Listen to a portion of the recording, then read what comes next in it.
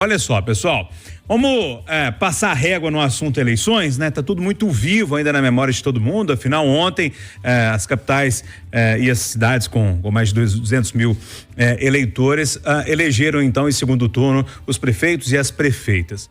Mas tem um detalhe que é 2026, como é que esses partidos vão se movimentar? E a gente tem que pegar todos os dados que chegam dessas prefeituras agora para tentar projetar lá 2026. PSD, PMDB, ou melhor, MDB, né, agora, PL, PP e União Brasil conquistaram o maior número de prefeituras. O PSD é o partido que elegeu o maior número de prefeitos, 891 cidades. O PL de Jair Bolsonaro superou o PT de Lula. O Partido Liberal elegeu prefeitos em 517 municípios e o Partido dos Trabalhadores fez 252 prefeitos. Apesar de ter conquistado mais cidades nas capitais, o PL chegou em 9 das 15 disputas de segundo turno, mas perdeu 7, inclusive em BH. Venceu apenas em Aracaju, com Emília Correia, e Cuiabá, com Abílio Brunini. A distribuição dos partidos, Eduardo, como eu disse, pelo país, é um ponto importante para a gente já começar a projetar alguma coisa aí para 2026. Bom dia.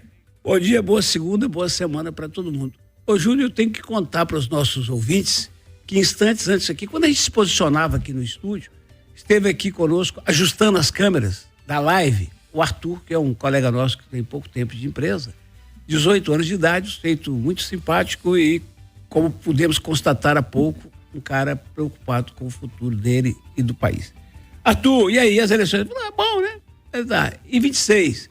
Não, 26 vamos sem etarismo, disse o Arthur, dar chance para as novidades. Ah, bom, Lula, Bolsonaro ou outro. Então, Júnior, o resumo dessas eleições em todo o país, na minha modesta opinião, é de que o país não quer mais extremos. Está na hora de acabar a polarização. Nem Lula, nem Bolsonaro. Nem Lula, nem Bolsonaro. Chega de extremos. Seguramente, se eles mantiverem o entendimento, Tarcísio, Caiado, Zema, Ratinho e Eduardo Leite, daí sai o futuro presidente. Claro que na frente o Tarcísio, pelo tamanho do Estado, pelo resultado eleitoral dele. Ontem o prefeito reeleito de São Paulo ignorou o Bolsonaro e agradeceu o Tarcísio. Isso é um sinal claro. E no caso das eleições de 26, o grande condutor será um cara que dizem que não há ninguém no país como ele para fazer articulação política e que seu partido foi o campeão de prefeitura e ele é secretário de governo do Tarcísio, que é o Kassab. Então, é por aí que nós vamos. Não há espaço nem para Lula, que foi flagrantemente derrotado, e nem para Bolsonaro, que não ganhou nada em lugar importante nenhum. Oi, Edilene Lopes, o PSD de Kassab realmente é o mais vitorioso nessas eleições, não tem como negar, não tem como brigar com os números. Quando a gente olha para isso, o que se pode tirar aí, espremer para 2026, hein? Bom dia para você. Bom dia, Júnior, bom dia aos debatedores, aos nossos ouvintes mais uma vez. É o que eu disse na coluna mais cedo. Eu acho que a próxima eleição talvez seja a eleição da terceira via. Nós vimos a eleição de 2022 muito polarizada entre Lula e Bolsonaro, não teve espaço para uma alternativa. Isso aconteceu também nas eleições municipais anteriores a essa, mas na próxima, pelo que os dados desta eleição indicam, há uma possibilidade de se ter um nome que seja uma terceira via. Muito provavelmente vai ser alguém de centro e, conforme disse o Eduardo Costa agora, alguém de centro-direita, mas fato é que a polarização ela diminuiu no país, os números mostraram isso, um avanço dos partidos de centro, também um crescimento, embora mais tímido, dos partidos da direita e uma diminuição da esquerda. Se a gente pegar um mapa do Brasil em termos de prefeituras por partidos, vamos ver que o PSD está lá em cima com 891 prefeituras, ocupando a primeira colocação, o PL de Jair Bolsonaro com 557 prefeituras na quinta colocação colocação e o Partido dos Trabalhadores do presidente Lula apenas com 252 prefeituras na 9ª colocação. Então esse retrato é muito claro e pode ser que estas eleições municipais sejam uma predição, ou seja, indiquem o que vai acontecer também nas eleições em 2026. E vamos lembrar que não é apenas uma indicação para eleições do Executivo, para governo do Estado e para a Presidência da República. Pode ser um indicativo também para um retrato da Câmara dos Deputados e do Senado, visto que os prefeitos são os principais cabos eleitorais para o Legislativo. Então pode ser que a gente tenha alguns números um pouco diferentes no Legislativo. A gente sabe que a polarização vai se manter na Câmara e no Senado, exemplo do que aconteceu na Câmara de Vereadores, porque as pessoas votam naqueles parlamentares com os quais elas se identificam mais, estejam eles em pontas ideológicas ou não estejam, mas pode ser também que esses partidos sejam campeões, esse retrato apareça no Legislativo Nacional. Ô, Silvana Lobo, é impressionante quando você pega o gráfico. O PSD começou ali em 2012, na eleição de 2012 para prefeito, 498 prefeitos, depois em 2016 subiu para 541, em 2020 662, agora em 2024 891. E quando a gente pega o MDB, que era esse partido que tinha muitos tentáculos, né, pelas cidades aí pelo país, lá em 2012 1034, subiu um pouquinho para 1048, depois foi só queda, 802 prefeituras e agora 864 prefeituras.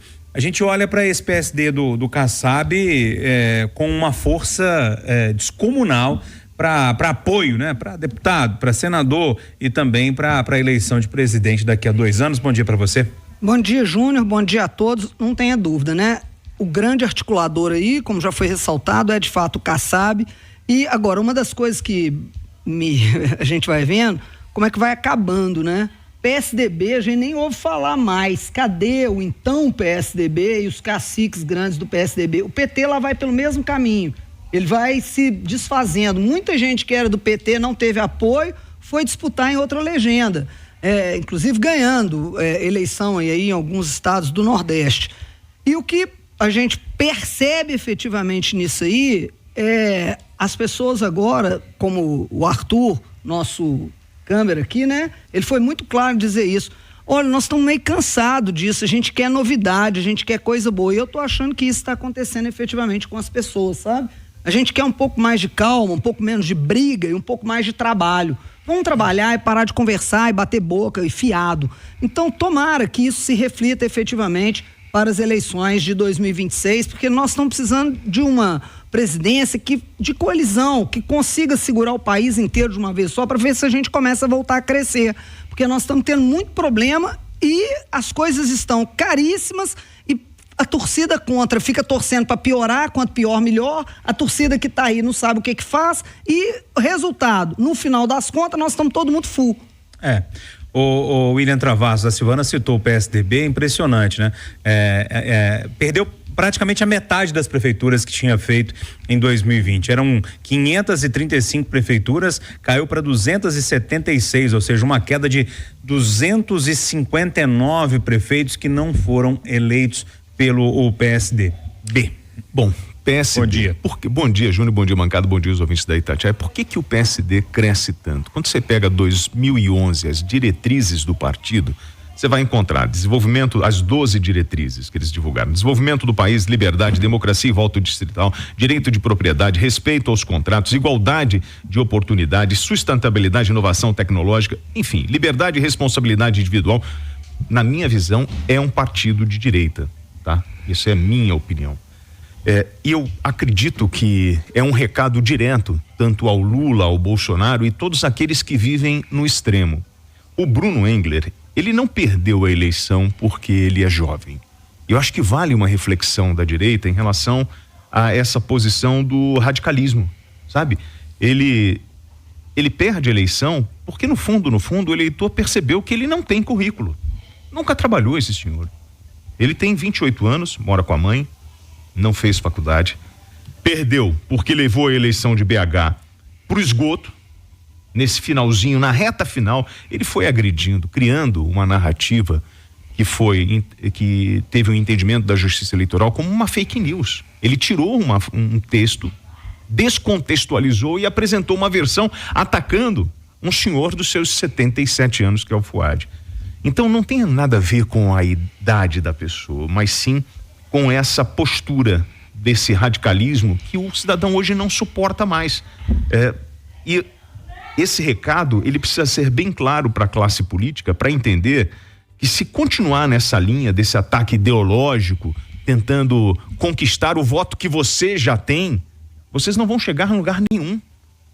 O povo está querendo o que a Silvana falou, um bom administrador, alguém que dê uma resposta para a cidade. Então, esse crescimento do PSD, ele vem muito nessa parte técnica, e o PSD não traz para o discurso dele o campo ideológico.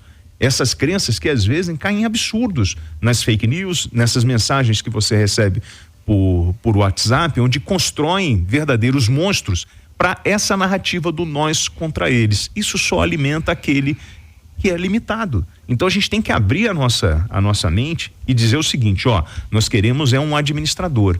Não adianta eu chegar, fazer uma live pedindo às pessoas para buzinar, né, e aparecer em cima de um vazio. Quando o Bruno apresentava pra gente, ele dizia o quê? Não, isso aqui é muito fácil, você não fez porque não quis. Como que é muito fácil? Você nunca administrou nada, amigo. E você vai me dizer para mim que é tão fácil assim? E aí esse discurso te leva pro lodo e, infelizmente, né, você acaba tendo uma resposta que você não queria.